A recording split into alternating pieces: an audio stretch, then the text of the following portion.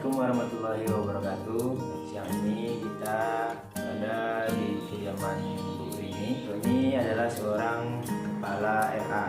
Sekarang kita akan tanya gimana pengalaman beliau mulai dari jenjang pendidikan di awal sampai saat ini beliau menjabat sebagai kepala RA. Dari kehidupan keluarga saya itu tergolong keluarga yang kurang mampu. Sebelum saya memasuki tingkat sekolah dasar, saya diajak sama orang tua saya untuk berkebun, tinggal di kebun sebelum masuk pendidikan dasar. Nah, disitulah orang tua saya mencari nafkah untuk kehidupan sehari-hari, untuk mengolah lahan orang lain yang nantinya kalau seandainya bisa berhasil, itu hasilnya akan dibagi dua. Sejak minggunya saya dibawa turun dari kebun ke dusun namanya di kampung, untuk menengok keadaan kampung, karena mungkin ya kalau dari kecil kita dibawa ke kebun, mungkin kita nanti akan susah ke depannya untuk bersosialisasi dengan masyarakat. Jadi orang tua saya mengajak saya sekali seminggu untuk turun dari kebun ke dusun. Nah, dalam waktu sekali seminggu itu saya dibawa bermain ke pasar, untuk melihat-lihat istilahnya orang banyak di situ. Dengan di kebun aja yang nampak cuma kera atau babi atau semak-semak saja. Nah, jadi saya sangat senang sekali pada waktu itu, karena sampai di pasar bapak saya dalam sekali seminggu itu beliau juga menjual hasil kebun. Ada terong waktu itu, ada cabai. Jadi dari hasil penjualan beliau saya ditanya lah apa kemauan saya untuk soal makanan. Nah, pada waktu itu yang menjadi favorit saya namanya itu kerupuk Medan Jaya. Nah, sekali seminggu itu bapak saya membelikan saya kerupuk Medan Jaya itu, hati saya sangat senang sekali. Nah, dengan dua macam makanan yang saya sukai pada waktu itu, ada namanya kerupuk cincin. Pada saat itu harganya cuma Rp25.000. Rp25. Jadi kalau dikasih uang 100 itu saya dapat 4 bungkus kerupuknya. Saking senangnya, pergi ke warung dikasih uang Rp100 itu, girang sekali di jalan tuh sampai ke warung.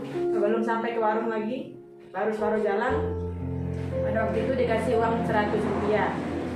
Nah, sampai di warung dibelilah kerupuk cincin 3 buah pada waktu itu, dan dikembalikanlah sama orang warung Rp25 lagi.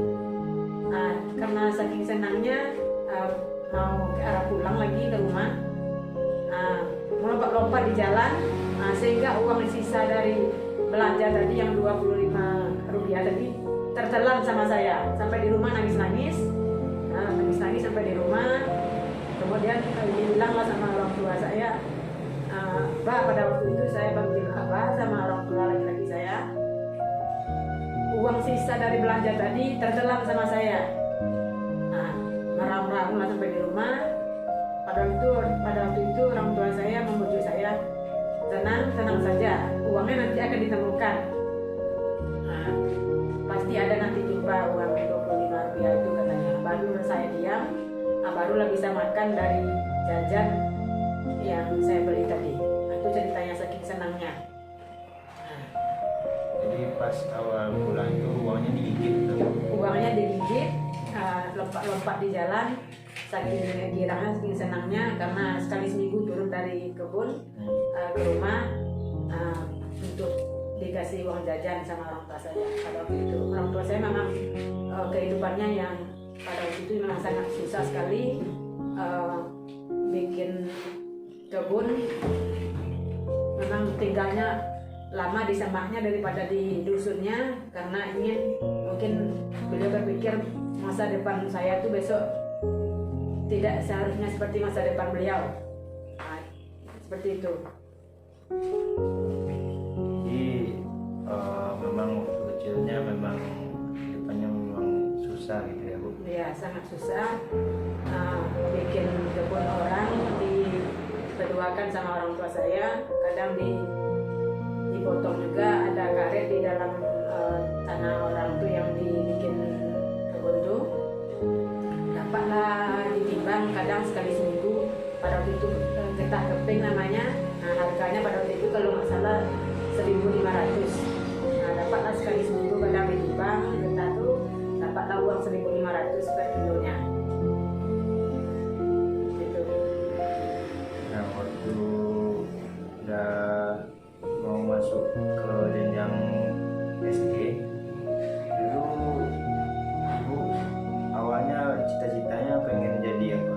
Pengen jadi guru atau gimana? Awalnya ceritanya memang waktu kecil itu mungkin kita belum tahu apa-apa lagi ya, sambil main pondok-pondokan sama sebaya, sama-sama besar ya. Waktu itu cita-cita kami ingin jadi dokter. Jadi dokter. Jadi dokter awalnya, tidak ada maksud untuk jadi guru awalnya itu. Jadi setelah memasuki pendidikan sekolah dasar, orang tua saya pun masih tinggal di kebun, tapi waktu itu saya tinggal sama nenek saya yang sekarang sudah meninggal dunia. Pada waktu itu saya ditinggalkan sama nenek saya, yang sekali seminggu juga dijenguk sama orang tua saya. Kenapa Ibu kepikiran untuk jadi guru TK atau RAI? Pada saat menengah SMA pada waktu itu, jadi saya melihat di lingkungan saya, di sekitar kehidupan di rumah saya, itu banyak sekali anak-anak yang di usia TK yang tidak mendapatkan pendidikan yang layak, yang mungkin pada waktu itu belum ada lagi lembaga-lembaga yang bisa menampung beliau untuk bisa mendapatkan ilmu sesuai dengan usia beliau. Jadi pada waktu itulah saya punya pemikiran untuk menjadi seorang tenaga pendidik pada anak usia ini, agar anak-anak ini bisa nanti mendapatkan ilmu sesuai dengan usia yang beliau ada pada waktu itu. Apakah orang tua Ibu mendukung saat Ibu menjadi guru TK yang mungkin profesi ini sangat jarang diambil oleh oleh mahasiswa-mahasiswa lain? Mungkin kayak lebih ke dokter tadi lebih lebih favorit gitu kan? Apakah orang tua Ibu mendukung atau? Ya, memang betul pada saat itu untuk jurusan yang saya pilih memang sangat banyak sekali istilahnya cemooh atau hinaan dari masyarakat sekeliling saya, terutama ya, baik itu keluarga maupun yang masyarakat lain. Beliau sangat menghina. Sempat beliau berkata seperti ini, kenapa jurusan itu yang dipilih? Apakah tidak ada lagi jurusan lain? Masa iya sekolah tinggi-tinggi cuman bisa mengasuh, tidak sekolah pun di situ semua orang bisa melakukan profesi seperti ini, kata beliau. Namun saya berpikiran, saya tidak terpengaruh dengan ucapan beliau-beliau, karena maksud dan tujuan saya fokuskan dari awal ingin mencerdaskan anak bangsa, ingin mendidik anak-anak yang sepatutnya mendapatkan ilmu sesuai dengan usia beliau. Kita beri hapus. Nah, katanya Bu, waktu Ibu kuliah ini pernah juga Ibu bekerja sebagai tenaga cuci untuk membantu biaya kuliah. Iya, memang betul sekali. Itu juga mungkin dari faktor ekonomi ya. Dari awal saya juga sudah menceritakan karena keluarga saya termasuk keluarga yang sangat-sangat kurang mampu. Jadi karena cita-cita saya sangat didukung beliau, dan saya pun sebagai mahasiswa pada waktu itu sangat memikirkan bagaimana cara saya membantu orang tua saya agar beliau tidak mengetahui keadaan saya pada saat kuliah. Jadi pada waktu itu kebetulan ada tetangga yang mengajak saya untuk berbagi pekerjaan, istilah itu yang dapat menghasilkan uang. Diajaknya lah saya. Pertanyaan seperti ini, apakah Rini mau membantu saya untuk mencuci? Pada waktu itu ada buruh bangunan yang di dekat kampus saya yang bekerja, mungkin beliau tidak sempat mencuci pakaiannya. Nah, pada saat itu saya spontan saja karena mengingat ekonomi orang tua saya, dan saya ingin sekali membantu perekonomian orang tua saya pada saat itu. Saya langsung saja terima.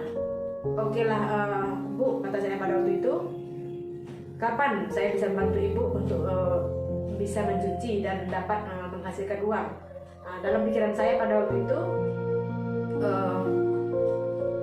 dengan uang yang saya dapatkan, saya akan dapat membeli beras atau membeli Indomie, Sakura pada waktu itu ya, untuk membantu perekonomian keluarga saya pada waktu itu. Jadi namanya anak kos pada waktu itu ya, dapat satu kardus Indomie saja itu sangat bahagia sekali.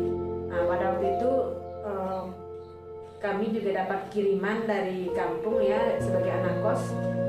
Kalau mobil sudah berhenti di depan kos, nah itu girangnya minta ampun, senangnya minta ampun, karena pasti yang datang itu adalah satu kotak mie Sakura yang nantinya akan dibutuhkan untuk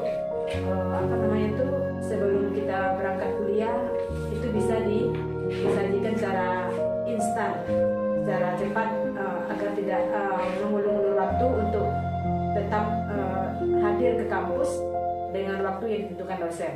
Nah, jadi kalau sudah datang kiriman dari kampung, berhenti sebuah mobil tadi itu sangat senang sekali, karena pasti di situ nanti ada kiriman satu kotak Sakura.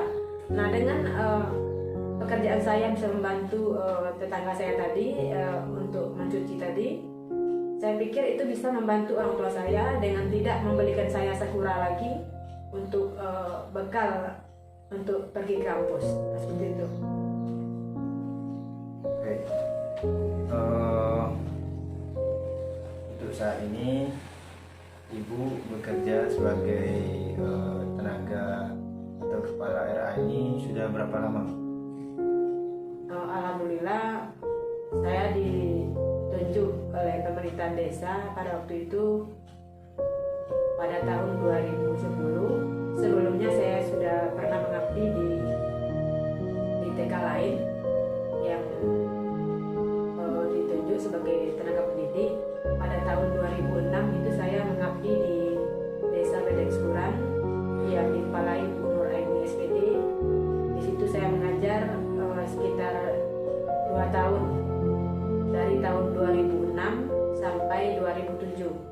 Kemudian dari 2007 kebetulan saya juga punya teman di daerah Pulau Busu Inuman. Nah, beliau pada waktu itu juga mengajak saya untuk bisa bersama-sama beliau mengabdi di situ. Nah, kebetulan saya juga tertarik. Saya mengabdi juga di situ dari tahun 2007 sampai 2010. Nah, pada tahun 2010 tersebut kebetulan di daerah saya juga pemerintah desa menginginkan mendirikan sebuah lembaga RA. Jadi saya ditariklah dari desa Pulau Busuk tersebut untuk mengabdi di desa saya sendiri. Nah, sampailah pada saat ini, dari tahun 2010 sampai saat ini. Nah, dari pengalaman Bu ini, dari awal kehidupannya yang tinggal di kebun sampai menjadi tenaga cuci untuk memenuhi biaya kuliahnya. Dan saat ini beliau juga katanya sebagai tulang punggung bagi keluarga dan adik-adiknya untuk membiayai kuliah atau sekolah adik-adiknya. Iya, betul sekali. Alhamdulillah sampai saat ini saya masih bisa membantu perekonomian keluarga saya. Yang pada saat ini orang tua laki-laki saya juga sudah tidak ada. Beliau sudah mendahului kami pada tahun 25 Oktober 2013 kemarin. Jadi dari situ sampai saat ini saya lah yang menjadi tulang punggung keluarga saya untuk menghidupi perekonomian keluarga saya. Karena saya ingin ya adik-adik saya juga bisa berhasil seperti saya. Beliau juga bisa kuliah, bisa juga berpakaian yang pantas seperti orang-orang di luar sana. Jadi itu keinginan saya. Dan dengan keadaan saya seperti ini, alhamdulillah saya masih bisa memberikan beliau apa-apa yang beliau inginkan, walaupun mungkin tidak sepenuhnya sempurna seperti orang-orang di luar sana. Baik pemirsa, untuk saat ini sekian dulu kisah inspirasi dari Bu Rini. Semoga menjadi pembelajaran untuk kita semua. Saya Hairul Akbar. Assalamualaikum warahmatullahi wabarakatuh.